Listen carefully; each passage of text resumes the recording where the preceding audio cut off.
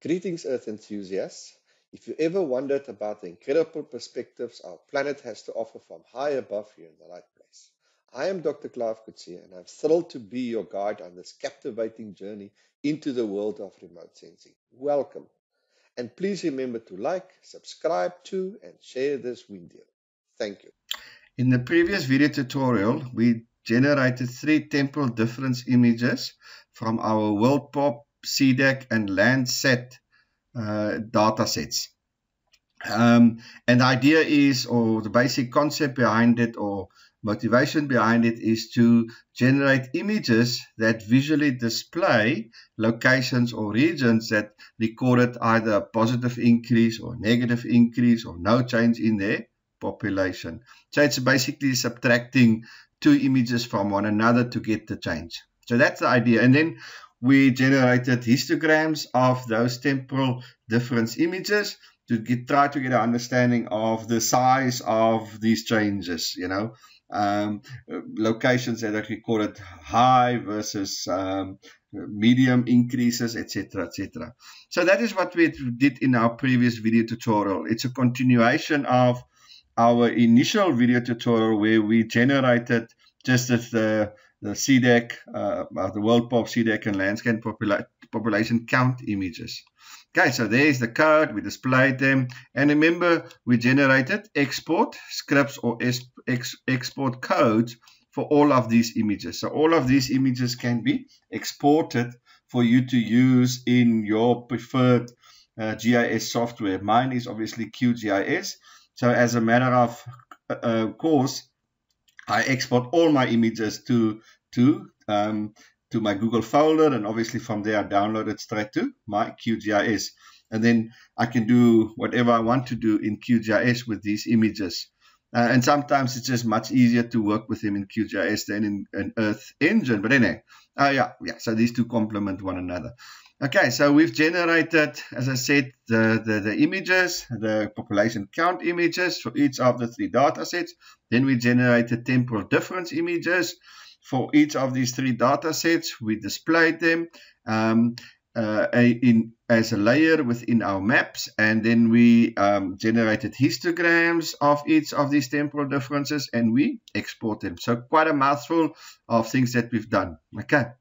But now I want to generate time series of each of these 3 data sets. So I want to generate a time series of the WorldPop data set, of the SEDAC data set, and the LandScan data set to get understanding of the change of the total population of my region of interest over this 20 or 22 years. Remember, WorldPop and SEDAC is from 2000 to 2020, whereas LandScan is from 2000 to 2022. So I want to get a time series, and remember this will give a time series of the whole area, not a specific locations within my region of interest, but for the region of interest as a whole. Remember, if you want to do it for specific locations, then you generate those points, and you generate time series for each of those points. But we can do that a bit later. Okay, so here's our script, and the script is a copy and paste of one another. All you do is basically change the data set itself and the band. Remember, WorldPop has population as its band. SEDAC has population count as each band. There's the SEDAC population count as each band, and LandScan has B1 as its band. So you just need to remember to change those parameters. So you always, as I said, you just copy and paste it, and make sure you change the parameters to fit the actual data set. Okay, so you first specify the dates of your time series. Then I've specified the beginning and the end. That's again up to you as a discretion. And then you basically say you want to generate it in a yearly basis. That's what this is all about. You want to generate it on and if the data was on monthly basis, that will just change to monthly, like the nighttime light data set. that you can get in a monthly basis. So you'll just move that and say that's monthly. You can keep it as year if you want to call it that, but yeah, change it to monthly. The image that we're going to use, or the data set we're going to use, is the WorldPop. And as I said, we select a band. Remember the single band. And we're going to filter it from the beginning to the end, which is those 2 dates there.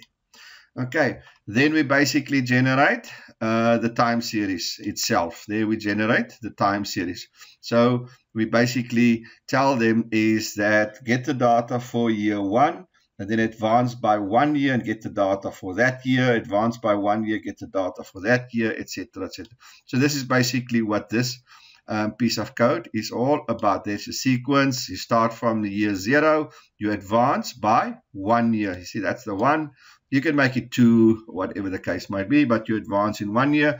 If you had quarterly data, or you want to move it by quarter, if you had monthly data, you'll put a 4 in there, whatever the case. So play around with these numbers. But this is basically where you create the time series, where you say, like, start at year 1, get the data, move by 1 period, which is 1 year, get the data, etc., etc. So that's the whole point of this piece of code here.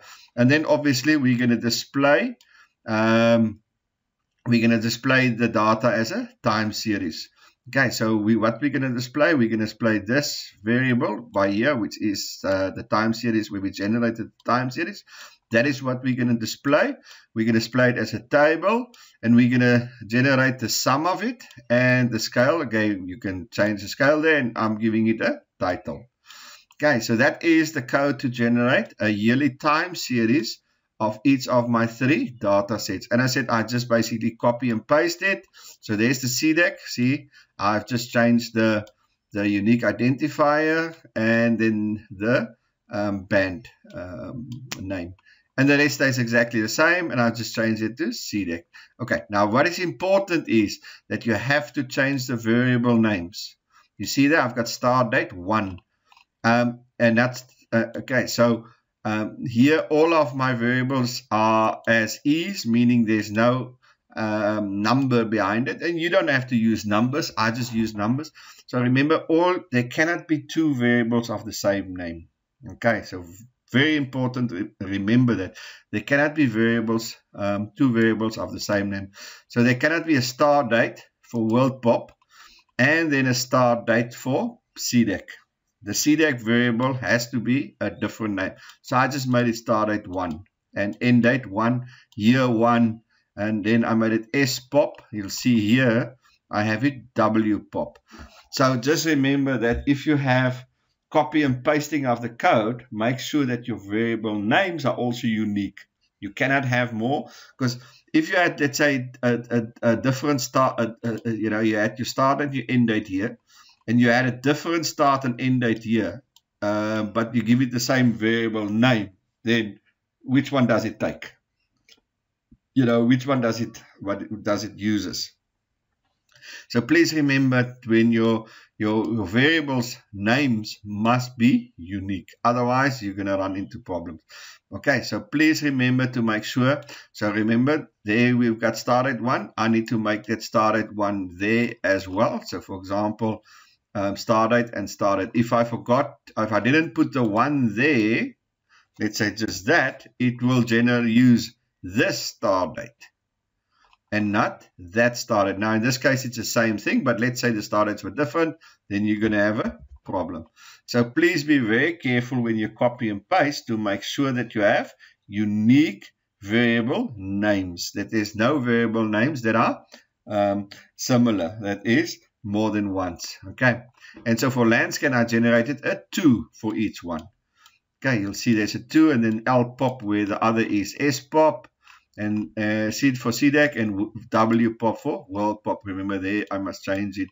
So please be careful, go through the code line by line to make sure that they are all linked to the correct variable names. Okay, so this one, it's easy to miss this one and just have the SPOP in there, and then it's going to refer to SEDAC and not to LandScan.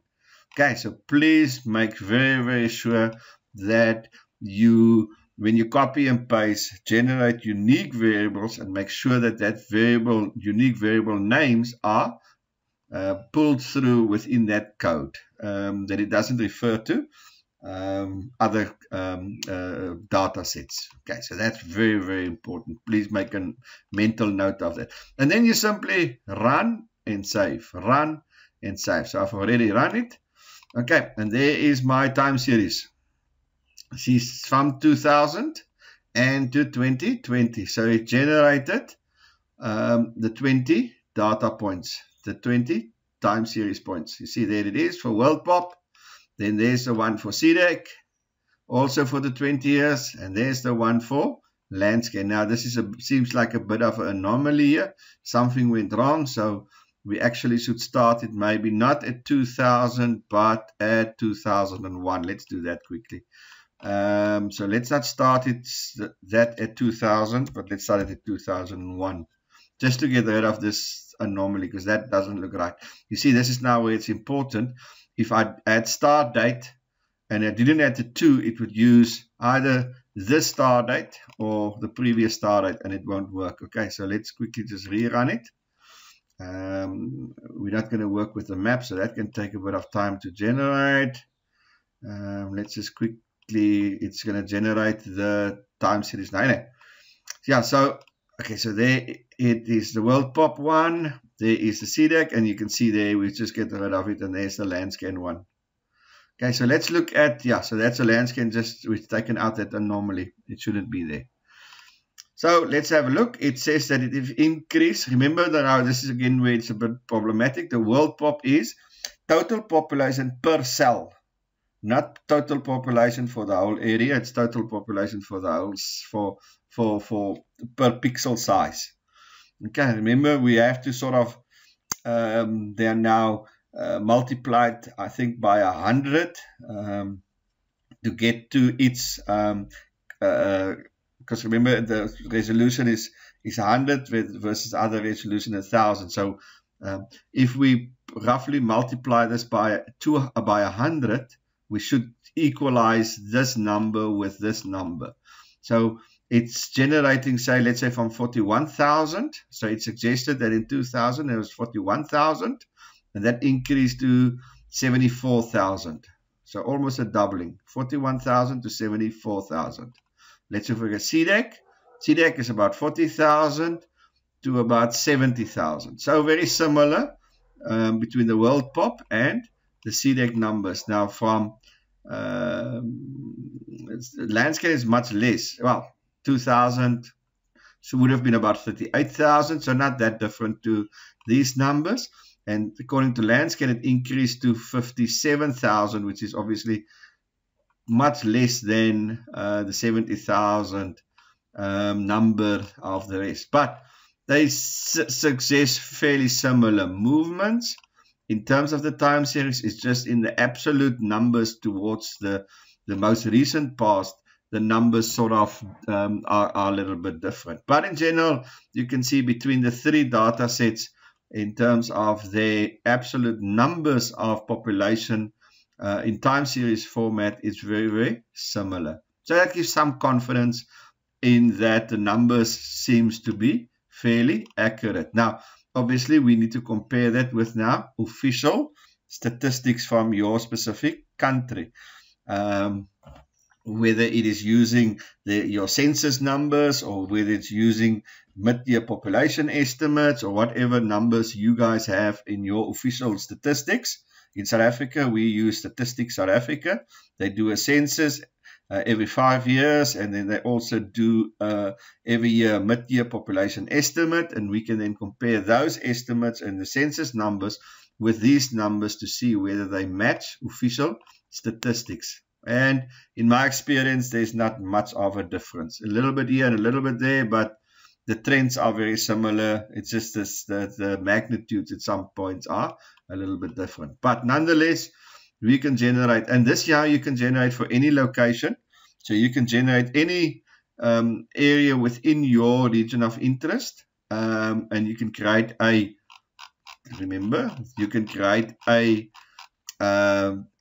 region of interest, similar to what we do with those videos, LandSat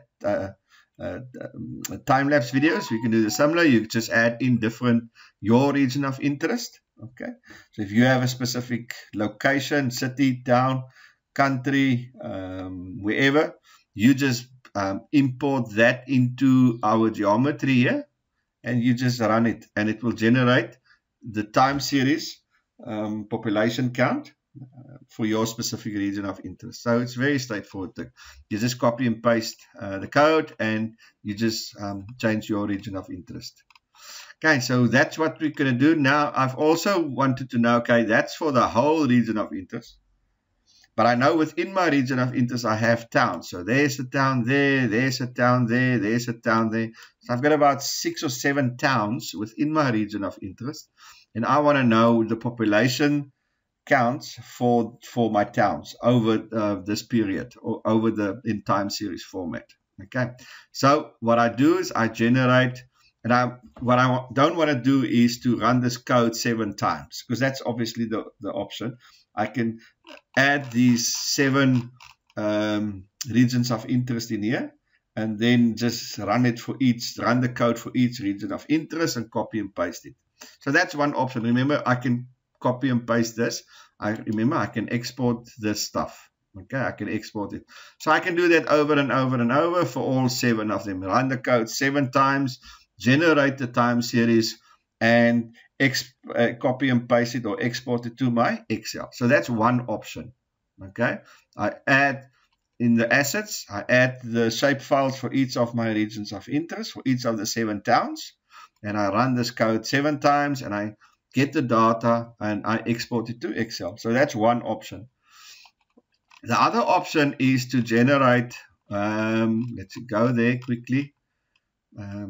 Okay, let's pause the video here in terms of the time series, and let's continue with the second video or follow-up video where we actually going to generate the locations or the towns, and then generate the data for those towns in 5-year intervals. Okay, so let's do that in the next set of videos. Okay, in the next video. Yeah, so the purpose of this video is to generate time series data for each of my population data sets, spanning the entire period from the beginning to the end, and then comparing the 3 data sets with one another to see whether their population count numbers are fairly widely distributed or fairly similar to one another. Okay, so that's the purpose of this particular video. Thanks for joining me on this journey. I hope you are enjoying it as much as I am enjoying it. We have still a long way to go on this remote sensing journey, and I trust you will stay with me. And thanks again, and remember to like, subscribe, to forward, share, all that fancy stuff, and I'll see you on the other side.